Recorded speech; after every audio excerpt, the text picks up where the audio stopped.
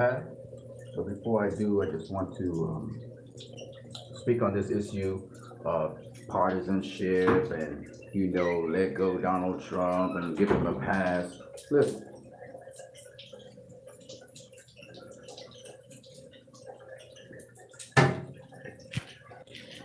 internationally, United States of America about to send a message to the world. This is an international statement. And this is why it's very important that uh, this message be clear. Any democracy cannot be overthrown. And this applies directly to Russia right now. What Vladimir Putin is doing in Russia. This applies to any so-called democracy. You call yourself a democracy, and the people are rising up against Vladimir Putin at this time for him trying to victimize the leader of the opposition. Any democracy in the world where fascism is attempted, where a government tries to, in a unilateral way, overthrow the system, the government system, must be frowned upon. Donald Trump is going to be convicted because, not because of partisan lines. Nobody gives a fuck if he was Democrat or Republican. He waged war against his own country. And he used people as tools to wage that war. And now the people who was willing to die for what he was doing, die for him, they're realizing that he forsook them. Okay? The shaman guy. He realized that. A lot of people who got the message to go and break through the Capitol and go into Congress, go into the Senate and hold the Senate and Congress hostage to get what they wanted. They realized that this guy is not for them. And they did a horrible thing. And some of them are they're regretting what they did. Okay? Because now their lives are messed up. Let's just make this abundantly clear. No one ever, Democrat or Republican, must ever do that again. Now that's for the United States. Globally, the world is going to see that no one is allowed to overthrow a government undemocratically. To overthrow a government undemocratically, it must be frowned upon in any country where internally the governance decides, that has a democracy, decides to turn it into something else, an authoritarian government. We've seen it in Iran. We've seen Vladimir Putin hold Russia hostage, even try to invade Ukraine and some other surrounding territories. We've seen it in certain countries in Africa where dictatorships have risen up. We've seen it even to some degree in the Philippines. Okay. And this is frowned upon. One-man strong governments are frowned upon. So this is a very strong message, and Donald Trump must be made the example of it. That you do not try to overthrow the United States of America and its government and its system and its democracy. You do not do that.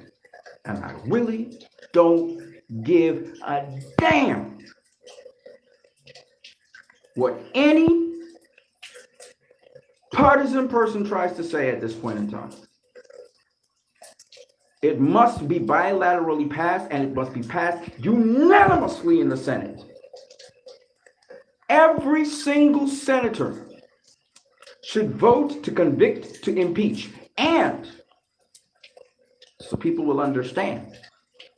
It must be such a resounding and strong statement that the American people frown upon this, that it must never happen again. Never.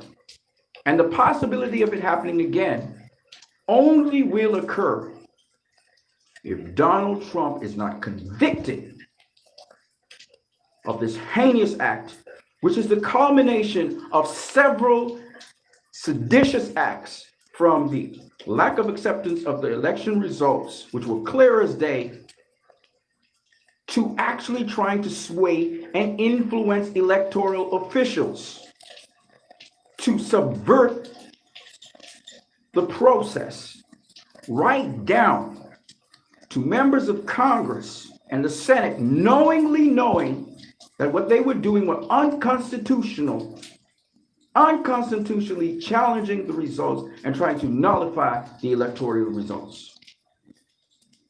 And the Fox channel is also responsible for aiding and abetting in lies and seditious acts. I want it to be abundantly clear. A message must be sent, internationally and otherwise, that you do not do this ever again. It needs to be a strong statement. It needs to be a unilateral statement. People need to take accountability for their actions so that this does not happen again. Otherwise, it will happen again, and it will happen even worse. It is important that Donald Trump, who is a national security risk, even now,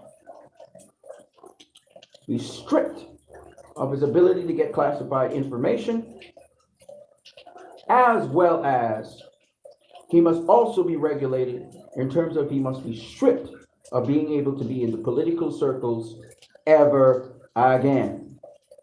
He must not be able to go up for public elected office. And he has a generation of crazy ass people coming right after him who are thinking along those lines, and those people must be reprimanded to the highest extent of the law.